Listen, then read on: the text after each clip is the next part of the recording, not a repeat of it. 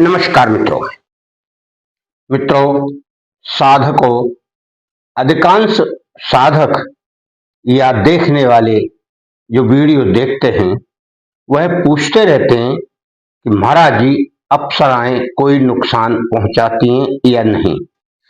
इस विषय में आज हमको पूरी विस्तृत जानकारी देंगे, क्योंकि बहुत सारे लोग गुरु दीक्षा लेने के बाद कहते हैं कि हमें अप्सरा साधना करना है, फिर उसके बारे में डिटेल जानते हैं कि क्या करेगी क्या नहीं करेगी, कष्ट तो नहीं देगी, परेशान तो नहीं करेगी।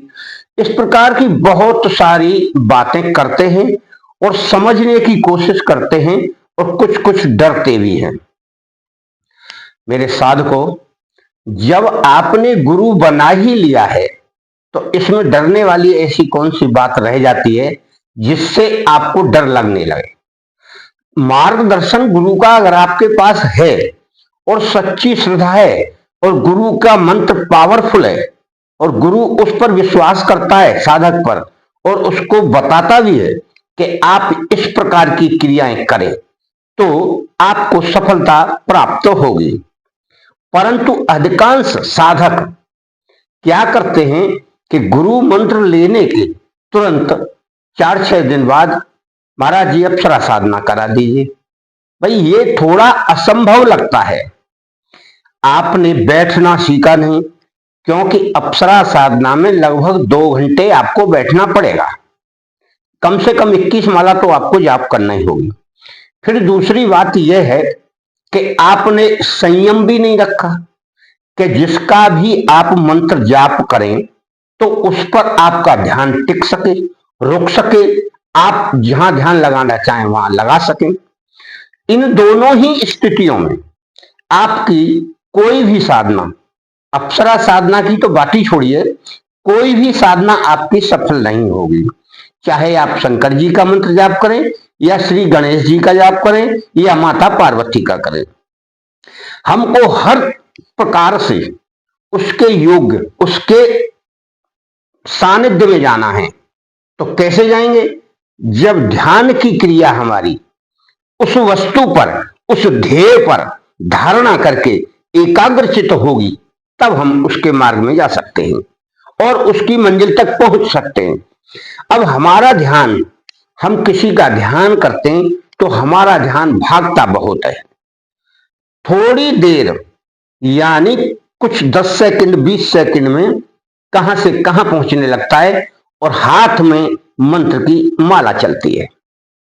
तो इस प्रकार की क्रिया से उस व्यक्ति को सिद्धि कैसे प्राप्त होगी? पहली बात सिद्धि की हो गई। अब बात यह आती है नुकसान और फायदे की। क्या अप्सराएं कोई हानि पहुंचाती हैं? हानि पहुंचाती हैं। उस साधक को हानि पहुंचाती हैं जो अनियमित कार्य करता है, नियमित कार्य नहीं करता। उसके अनुसार ही उसे कार्य करना है। कैसे? कि यदि आपने उसको स्त्री के रूप में स्वीकार किया है, यानी साधना की है, बार बार उसका आह्वान किया है, आगच्छ आगच्छ आगच्छ, यानी बार बार आपने बुलाया है, तो आपको स्त्री के रूप में ही उसे रखना है और आपको फिर अन्य किसी स्त्री के सानिध्य में नहीं जाना है, ना उसके विषय में आपको सोचना है।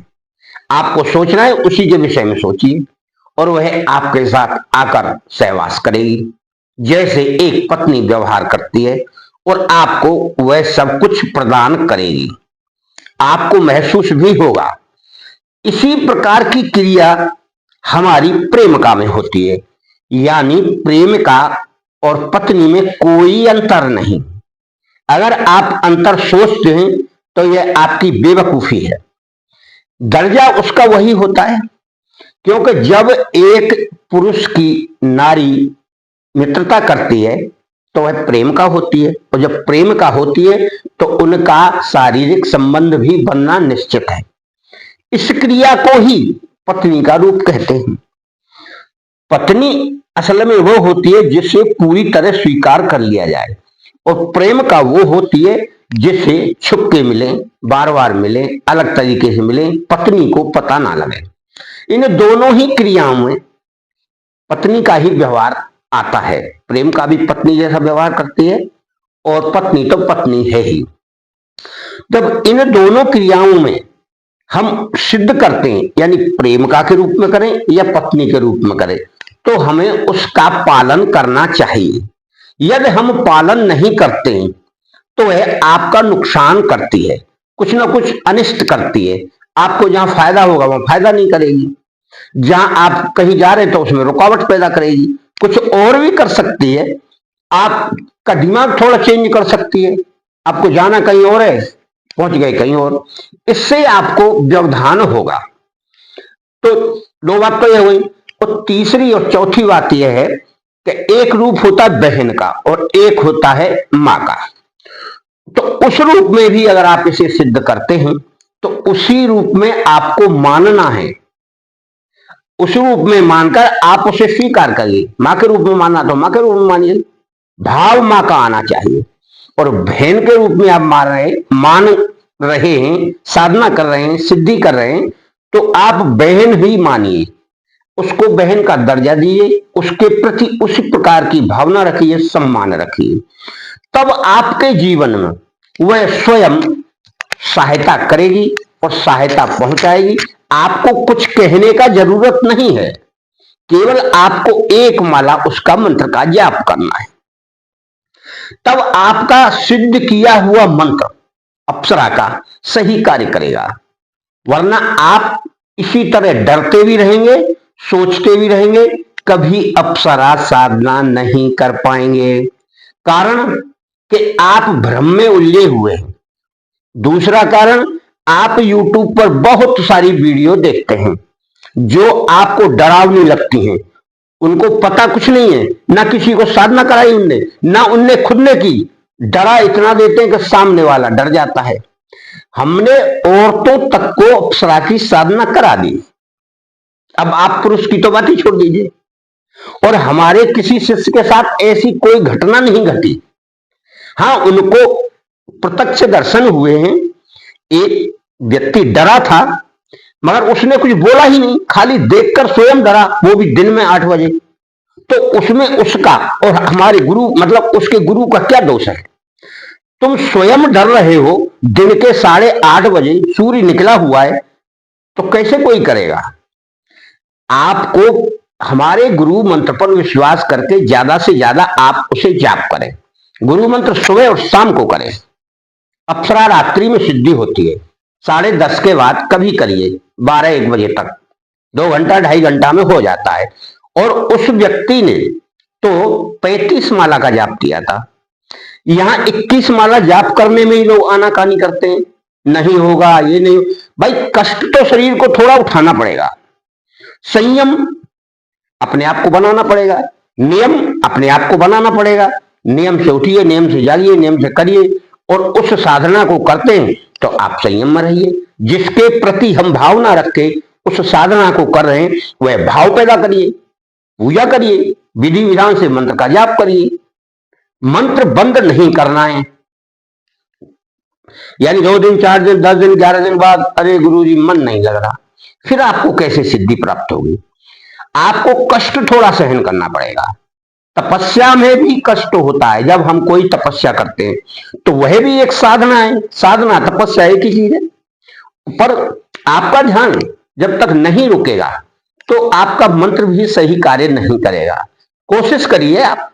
और पहले हम यही बताते हैं कि 15 या 20 दिन आप ध्यान की प्रैक्टिस कर लें, ध्यान लगाने की क्रिया कर लें, जिससे हम बताएं कि आपका ध्यान कितना लग रहा है। ऐसा कोई नहीं करता है, फिर डर लगने लगता है। साधना शुरू नहीं की, डर पहले लगने लगा। अरे भाई, आप पहले निडर तो होइए, पहले अपने आप को थोड़ा पहचानिए, तो अपनी आंखों में शक्ति तो लाइए, अपने मन में शक्ति तो लाइए, आप स्थिर तो होइए। वह कोई नहीं करता। अधिकांश व्यक्ति के अंदर एक लालच घुसा हुआ है कि मैं अप्सरा सिद्धि कर लूंगा, वह मेरे घर आएगी, नोटों की बरसात करेगी, सोने के आभूषण दे जाएगी, सोने के सिक्के दे जाएगी। इस तरह कभी कोई अप्सरा नहीं देती है। उस व्यक्ति या उस साधक को देती है जो गृहस्थ छोड़ के जंगल में रहता है। उसे वहां किसी मनुष्य की आवाज भी नहीं सुनाई पड़ती, तब उसका मन और उसकी शक्ति कार्य करती है। फिर भी जाने किस रूप में उसकी कोई आके दे जाए, मदद कर जाए, उसको खुद नहीं पता। वह केवल इच्छा व्यक्त करेगा और उसके पास वह वस्तु थोड़ी बहुत देर में आ जाएगी। कैसे आती है? अपनी इच्छा से आती है। बहुत सारी बातें हमें भी अनुभव होती हैं, यहां उन्हें बताने से कोई अर्थ नहीं निकलता है। आप अपने आप को संयम में रखिए और झूठ नहीं बोलिए, तो आपको भी बहुत सारे अनुभव होने लगेंगे। मंत्र का जाप करिए, जो कुछ कहना है अपने इष्ट से कहो, अपने गुरु से कहो, उनके पास रो, गिड़गिड़ाओ और उनसे नाराज हो और उनको खुशी दिखाओ।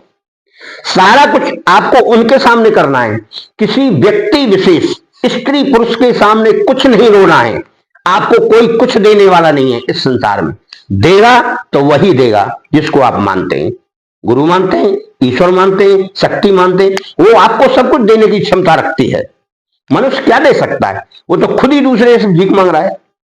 इसीलिए आपको अपने अंदर एक विश्वास पैदा करके उसका जाप करना है। श्रद्धा, भाव, आस्था, यही सफलता की कुंजी है। आप करिए और निडर होकर करिए। जो भी हानि होगी वह हमने इसमें आपको बता दी है। अप्सरा कभी हानि नहीं पहुंचाती। हाँ, यक्षिणियां हो सकती है थोड़ी गलती पे आपको दंडित कर जाए, वैसे कोई भी शक्ति आपको दंडित नहीं करती है। आप जो प्रतिज्ञा करते हैं, जल संकल्प लेकर छोड़ते हैं, उसमें जो भाव रखते हैं, वो जो बोलते हैं वही करिए। भाई आपने जो संकल्प लिया उसे करेंगे तो आपको क्या परेशानी है? और फिर अगर आप अप्सरा को वशीकृत करने का मंत्र जानना चाहेंगे तो वो भी हम अगली वीडियो में बता देंगे। और अप्सरा हमेशा आपके सानिध्य में रहे, उसका भी एक मंत्र है, आप उसकी भी एक माला जाप कर लीजिए, आपके साथ रहेगी। परंतु हर बात सोचकर समझकर करना चाहिए, आपको सफलता मिलेगी और आपके साथ बराबर सहयोग करेगी। आपको जो भी जरूरत होगी उस सारी जरूरतों की पूर्ति कर देगी। आप इस बात से निश्चिंत रहिए। आप निश्चय करके ही कोई साधना शुरू करें, वरना ना करें यह अच्छा है। क्योंकि यदि हम पूरी ना करें तो उसे नहीं करना चाहिए। आपका, आपके घर परिवार का मंगल हो,